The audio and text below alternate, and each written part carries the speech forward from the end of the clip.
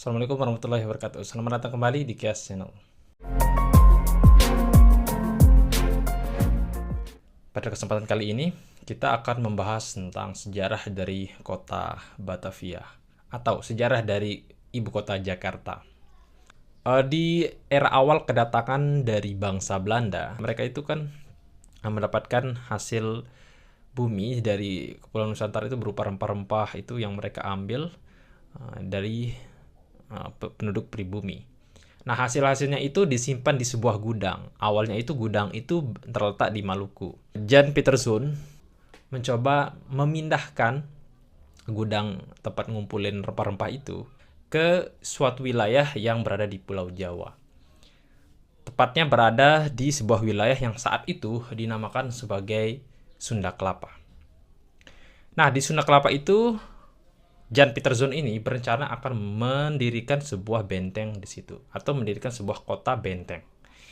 Yang sebenarnya wilayah Sunda Kelapa itu, atau Jakarta saat ini, itu dulunya berada di bawah wilayah dari Kesultanan Banten pada waktu itu. Hebatnya Jan Pieterszoon ini, dia itu bisa meyakinkan Sultan dari Banten itu untuk bisa mendirikan sebuah benteng di wilayah itu, di Sunda Kelapa itu. Nah, ketika awal kedatangan Jan Pieterszoon di Sunda Kelapa, Jan Pieterszoon ini ngeliat ada banyak sekali rumah-rumah yang beratapkan jerami yang letaknya itu sangat semrawut. Lalu kemudian Jan Pieterszoon menyulap, mengubah semua tata kelola dari bangunan-bangunannya itu, yang kemudian hal pertama yang dilakukan adalah membuat benteng atau membuat tembok yang berbentuk persegi yang diharapkan bisa melindungi dari serangan para Titan. Ya, bercanda ya. Nggak mungkin Titan nyerang Sunda Kelapa pada waktu itu karena there is no Titan, guys. Just joking. Melindunginya dari serangan musuh ya, bukan serangan Titan. Rencana awal dari kota benteng ini kemudian sangat tidak efektif, terutama kanal-kanal yang dibuat. Di wilayah kota Batavia ini ada dua sungai besar, yaitu ada sungai Ciliwung dan juga sungai Angke. Nah, sungai yang dua ini itu sering meluap airnya. Nah, untuk mengatasi hal tersebut, maka pemerintah kota Batavia pada waktu itu membangun sebuah kanal. Jadi dibuat banyak sekali kanal begitu untuk mengalirkan airnya di situ. Sehingga luapan air itu bisa diredam, bisa diatasi begitu. Nah, ini kan dibangun mirip kayak di Amsterdam Belanda. Tetapi pada faktanya, pada kenyataannya, ternyata apa yang diusahakan ini, model bangunan Eropa yang dibuat di kota Batavia itu, di kota Jakarta pada waktu itu ternyata nggak efektif di wilayah tropis. Kenapa nggak efektif? Karena ternyata kanal-kanal yang dibuat itu ketika sungainya itu kering, ya ketika musim kemarau, menjadi sarang penyakit, menjadi sarang malaria, karena ternyata orang-orang Batavia, masyarakat Batavia pada waktu itu yang jumlahnya lumayan banyak di kota itu, semuanya itu masyarakatnya buang sampah di kanal itu. Nggak cuma sampah aja yang dibuang di situ. Mohon maaf ya, mereka juga buang hajat di situ, feses dari manusia-manusia di kota Batavia itu dibuangnya di situ, sampah-sampah limbah-limbahnya dibuang di situ. Nah, ini yang kemudian membuat sungai itu menjadi sangat-sangat tercemar dan menjadi tempat sarang malaria. Kan dulu itu nggak ada toilet. Di tahun 1600 itu belum ditemukan yang namanya toilet itu. Jadi, mohon maaf ini ya. Mohon maaf ini agak jorok. Tiap jam 9 malam itu pemerintah kota Batavia itu mewajibkan warganya itu untuk membuang feses-fesesnya itu di sungai Ciliwung, di kanal-kanal Batavia pada waktu itu. Jadi kebayang nggak itu betapa kotor dan baunya itu sungai itu. Tentu saja ini menimbulkan bahaya bagi masyarakat yang ada di sekitar. Banyak kemudian warga kota Batavia yang terserang penyakit, banyak yang terkena malaria, banyak yang meninggal. Kayaknya ini orang Belanda di Batavia itu mengalami mutasi genetik ini. Karena menurut dokter Van D kalau nggak salah itu ya, menggambarkan kalau di kota Batavia itu ada spesies manusia baru yang dinamakan sebagai Homo bataviensis. Siapa Homo Bataviensis ini? Jadi Homo Bataviensis ini adalah orang-orang Belanda yang sudah hidup menetap di kota Batavia di Pulau Jawa. Nah, digambarkan kalau Homo Bataviensis ini memiliki perbedaan karakter dengan ras asli mereka yang ada di Eropa sana, orang Belanda yang asli di Eropa sana, di mana orang-orang Belanda Indonesia atau yang disebut sebagai Homo Bataviensis ini memiliki sifat yang lebih pemalas dibandingkan dengan saudara mereka di Eropa sana, tetapi memiliki kecerdikan di atas mereka. Ya, walaupun mereka, karena mungkin ini disebabkan kalau iklim tropis di Indonesia, mereka jadi males di Indonesia, tetapi punya kecerdikan dan kelicikan tersendiri. Mereka punya kelicikan yang lebih lebih mendominasi dibandingkan dengan orang-orang Belanda di tempatnya yang aslinya. Terbukti dengan, ya kita tahulah bagaimana orang-orang Belanda, orang-orang company di Indonesia itu kayak mereka itu bisa membuat dua kerajaan berperang satu sama lain karena kelicikan mereka. Jadi di kota Batavia mereka bermutasi gen mereka mungkin ya. Kenapa ada istilah Homo Bataviensis? Ya karena untuk menjadi Homo Bataviensis ini, untuk orang-orang Belanda itu bisa hidup menetap dengan damai, dengan selamat di Kepulauan Nusantara, khususnya di Batavia, itu mereka membutuhkan effort yang luar biasa.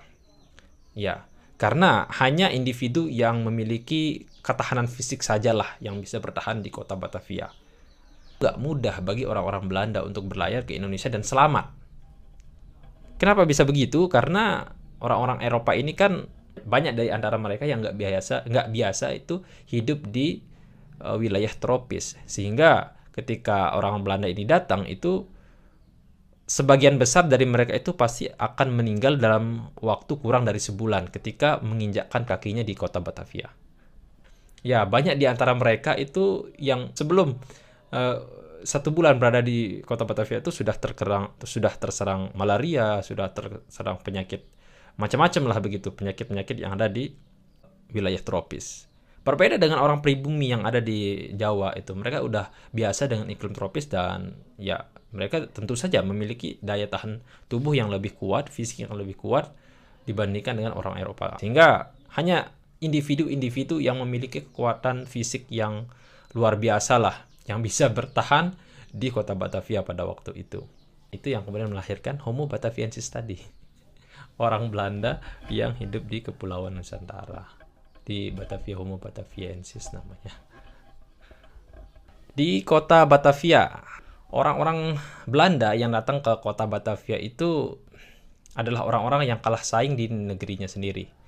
Di mana mereka ini adalah kelas pelaut, kelas orang biasa yang kalah saing. Itu kebanyakan dari mereka adalah orang-orang yang kalah saing dengan kelas oligarkis yang ada di Amsterdam, Belanda sana. Jadi mereka itu kalah saing di situ, lalu kemudian mencoba berlayar ke Kepulauan Nusantara untuk mengadu nasib.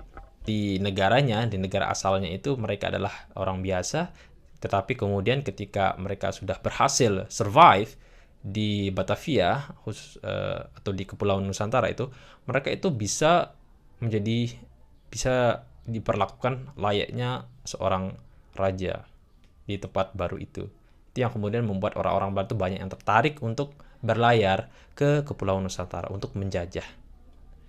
Aduh. Nah, lalu kemudian penggambaran dari kota Batavia. Ada banyak sekali para pelaut-pelaut atau para penjelajah di seluruh dunia itu yang pernah singgah di kota Batavia. Dan banyak di antara mereka yang mencatat apa yang mereka lihat di kota itu. Salah satunya itu adalah James Cook.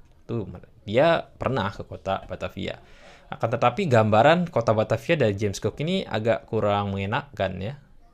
Dimana James Cook itu menggambarkan kota Batavia itu, dia ngegambarinya itu terkesan Batavia itu sebagai kota yang kumuh.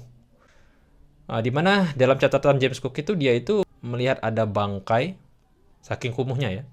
Dia melihat ada bangkai kerbau di kanal-kanal kota Batavia itu di tahun 1700-an itu, yang kemudian dibiarkan berhari-hari di situ. Bayangkan aja itu, ada bangkai kerbau dibiarin berhari-hari di kanal-kanalnya itu, bayangin itu betapa baunya suasana di situ. Lalu kemudian kan Batavia tuh berada di dekat pantai itu. Nah, bayangkan itu ada angin sepoi-sepoi datang dari pantai itu, anginnya mengarah ke kota, ke dalam kota itu, dan ya terhiruplah bau dari bangkai kerbau itu ke dalam kota. Udah mereka nggak terbiasa dengan suhu yang panas, ditambah lagi dengan kelembapan udaranya, ditambah lagi dengan penyakitnya. Bayangin aja tuh, gimana rasanya hidup di Batavia di tahun itu. Nah, meskipun penggambaran Batavia pada waktu itu banyak yang menggambarkan kota ini sebagai kota yang sibuk dan juga kumuh pada waktu itu, tetapi ada juga pelaut yang menggambarkan kota Batavia itu sebagai tempat yang sangat luar biasa. Salah satu contohnya penggambaran kota Batavia itu digambarkan sebagai di kota itu ada sebuah jalan di situ, dan kemudian di samping jalan itu ada pohon-pohon yang berbaris rapi begitu. Jadi itu pohon-pohon hijau yang berbaris rapi. Ini kan juga memberikan perspektif berbeda dari penggambaran dari kota Batavia itu. Jadi nggak selamanya kota Batavia itu digambarkan sebagai kota yang kumuh dan juga sarang penyakit di situ. Itu sejarah dari kota Jakarta yang dulu dinamakan sebagai kota Batavia. Jadi sejarahnya panjang dan ya dari dulu memang problematik banget ya kota itu. Sampai sekarang pun kota Jakarta, ya kita tahu sendirilah, kota ini nggak bisa lepas dari yang namanya masalah banjir kah, masalah polusi lah, dan sebagainya. Jadi kalau kita lihat dari sini ya kayaknya memang kita mesti pindah ibu kota ini kalau begini nih, ke IKN. Dan harapan saya semoga ketika kita pindah ke kota IKN ini, ibu kota Nusantara itu, di sana juga ya minimal dijagalah lingkungannya, kemudian kebersihan airnya di situ. Kalau misalkan ada sungai ya dijagalah lingkungannya atau dan sebagainya itu, sehingga nasibnya itu nggak sama seperti kota Batavia atau sama nasibnya seperti kota Jakarta yang pada akhirnya menjadi kota yang penuh polusi dan lain sebagainya. Mungkin ini juga harapan bagi teman-teman yang ada di seluruh Indonesia. Semoga IKN ini bisa menjadi kota yang ramah lingkungan lah. Ya meskipun banyak pohon-pohon yang ditebang di situ sih. Ya sedih juga melihat pohon-pohon di sana yang ditebangin, kemudian membuat kotanya menjadi panas. Saya baru cuman sekali berkunjung ke kota Jakarta. Itu saya berkunjung di kota itu di tahun 2013 ketika saya masih SMP. Dan testimoni saya itu agaknya itu mirip sama testimoni orang-orang yang berkunjung ke kota Batavia di tahun 1700-an itu. Yaitu, ya kota itu panas bos. Saya berangkat dari Lombok ke sana tahun 2013. Itu saja teman-teman. Terima kasih sudah menyaksikan dan Assalamualaikum warahmatullahi wabarakatuh.